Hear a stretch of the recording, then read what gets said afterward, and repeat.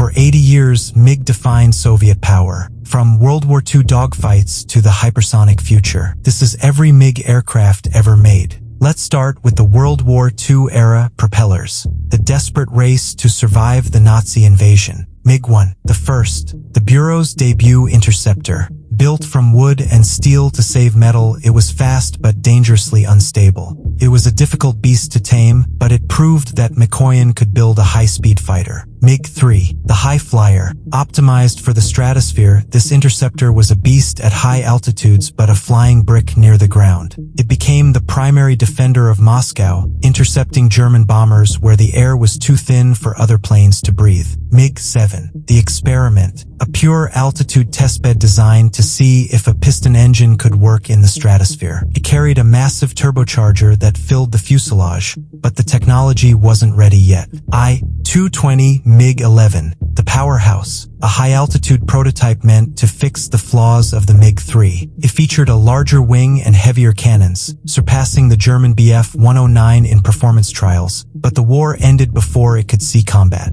I-225, the peak piston, the ultimate Soviet propeller fighter. Equipped with a turbo-supercharged engine, it reached speeds of 720 kilometers per hour, pushing the absolute limit of what a propeller could do before the jet age arrived. MiG-4 PBA, the attacker. MiG's attempt at a flying tank. It carried heavy armor and ground attack cannons, but its twin-tail layout was awkward. It ultimately lost the contract to the legendary Aviation IL-2 Sturmovik. MiG-5 DIS, the escort. A twin-engine, long-range heavy fighter meant to escort bombers deep into enemy territory. It had heavy firepower, but the engines were unreliable, and the project was scrapped after only 2 were built. MiG-8 Uka the Duck, a strange, wooden experimental aircraft with a pusher propeller and canards, wings in front. It wasn't built for combat, but to test the swept-wing aerodynamics that would later make the MiG-15 a legend. Next is the mixed power and rocket age, the awkward transition from props to jets. MiG-13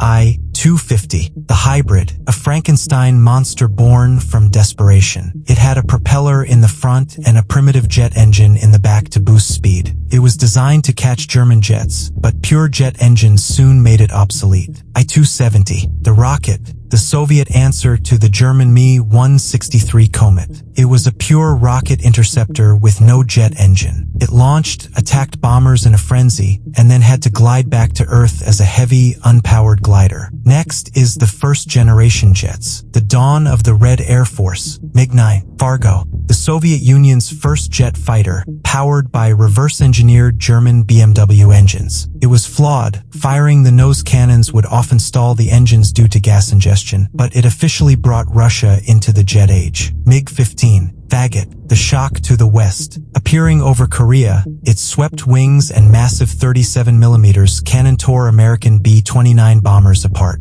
It was so advanced that the US had to rush the F-86 Sabre into service just to compete. MiG-15 UTI Midget, the 2-seat trainer version of the legend. It became the standard jet trainer for the entire communist bloc. This is the aircraft that taught Yuri Gagarin how to fly, and tragically, the one he died in. MiG-17 Fresco, the nimble killer. While slower than American supersonic jets in Vietnam, its tight turning radius allowed it to lure F-4 Phantoms into close-range dogfights, where its cannons could punish the missile-reliant Americans. I-320, the Night Watchman, a massive, all-weather interceptor prototype.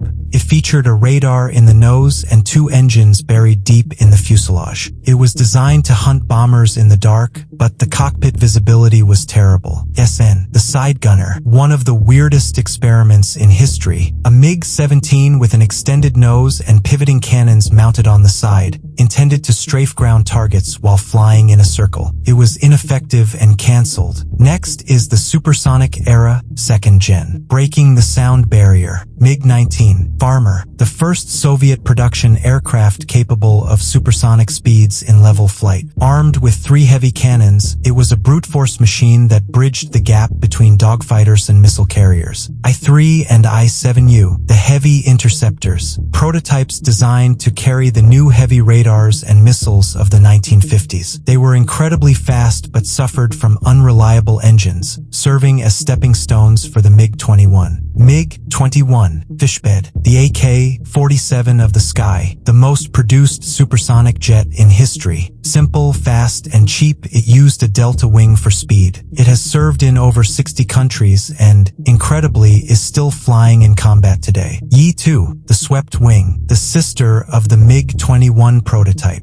It used swept wings instead of a delta wing. Flight tests proved that the delta shape was superior for speed, leading to the MiG-21 we know today. E-50, the booster, a MiG-21 prototype fitted with a liquid rocket booster on its tail. It was a dangerous attempt to intercept high-flying U-2 spy planes before surface-to-air missiles became the standard solution. E-8, super fishbed, a radical redesign of the MiG-21. It moved the air intake under the belly like an F-16 and added canards. It was faster and more agile, but a catastrophic engine explosion during testing killed the project. Yi-150 and Yi-152, the giants, massive heavy interceptors that looked like giant tubes with wings. They were built around a single, massive engine to carry huge missiles, designed specifically to shoot down American nuclear bombers before they reached the border. Yi-166, the record breaker, the fastest single-engine jet of its time. It set absolute world speed records, proving to the world that Soviet engineering could outrun anything the West had. MiG-21I, the analog, a MiG-21 fuselage fitted with the scaled-down wing of the Tu-144 Concorde ski. It was used solely to teach civilian pilots how to land the supersonic airliner's unique delta wing shape. Next are the variable geometry and interceptors, 3rd gen, speed and swing wings. MiG-23, Flogger, the swing wing striker, could sweep its wings back to cut through the air at Mach 2 or forward for short takeoffs. It was the first Soviet jet with look-down/shoot-down radar capable of engaging targets hiding against the ground clutter. MiG-23PD, the Faithless, a VTOL experiment designed to operate from destroyed runways. It used a main engine for flight and 2 dedicated lift jets in the fuselage to hover. The dead weight of the lift jets made it useless in combat. MiG-27, Flogger D, the ground attack evolution of the MiG-23. It removed the radar and added a duck nose for better visibility, along with a 6-barrel 30mm Gatling gun that could shred tanks. MiG-25, Foxbat, the nightmare of the Cold War. Built from stainless steel and powered by massive engines, it could reach Mach 3.2. It was designed to intercept the Valkyrie bomber, holding speed and altitude records that remain unbroken. Yi-155, the Foxbat Zero, the very first prototype of the MiG-25. It paved the way for the Mach 3 interceptor, testing engines and fuel systems that could survive the extreme heat of flying 3 times the speed of sound. Next is the modern era, 4th gen and air superiority, matching the West in agility and tech. MiG-29, Fulcrum, the Soviet answer to the F-16. Highly agile, it introduced the revolutionary helmet-mounted sight, allowing pilots to lock onto enemy planes simply by looking at them, a capability the West wouldn't match for decades. MiG-29K, the Sea Fulcrum, the carrier-based version of the Fulcrum. It features folding wings, a tailhook, and ruggedized landing gear to handle the brutal impact of landing on the decks of Russian and Indian aircraft carriers. MiG-29M, MiG-33, Super Fulcrum, a deeply modernized version of the MiG-29. It replaced the old analog controls with digital fly-by-wire, increased fuel capacity, and added multirole capability to strike ground targets with precision. MiG-29 OVT, the Acrobat, a technology demonstrator for 3D thrust vectoring. Its engine nozzles can move in any direction, allowing it to perform backflips, flat spins, and the Cobra maneuver at airshows, defying the laws of aerodynamics. MiG-31, Foxhound, the evolution of the Foxbat.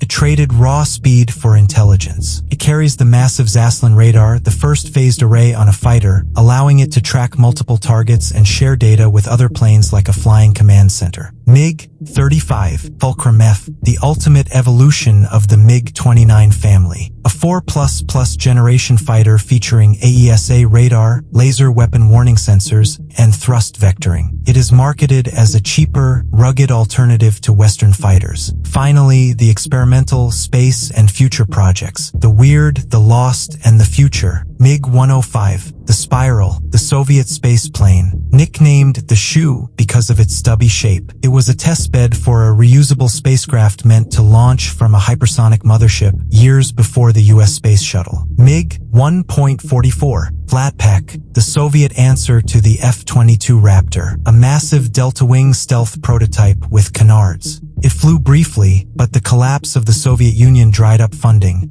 leaving it as a what-if of history. Project 701, the Heavy Interceptor, a massive proposed successor to the MiG-31, intended to patrol the entire Arctic Circle. It was designed for extreme range and endurance but was deemed too expensive and never left the drawing board. MiG-18, the Trainer, a modern advanced jet trainer designed to teach pilots how to fly fifth-generation fighters. It competed against the Yak-130 but ultimately lost the main Russian contract. MiG-110, the Lifter, a twin-boom cargo plane concept designed to transport troops and supplies into rough terrain. It featured a loading ramp between the tail booms, similar to the P-38 Lightning's layout. SCAT, the Drone, a stealth unmanned combat aerial vehicle UCAV concept. It looks like a miniature B-2 Spirit designed for deep strike missions against heavy air defenses without risking a pilot. MiG-41, PAC-DP, the Future, the rumored successor to the MiG-31, a hypersonic interceptor concept designed to fly at Mach 4+ and operate in near space. It is intended to hunt satellites and intercept hypersonic missiles.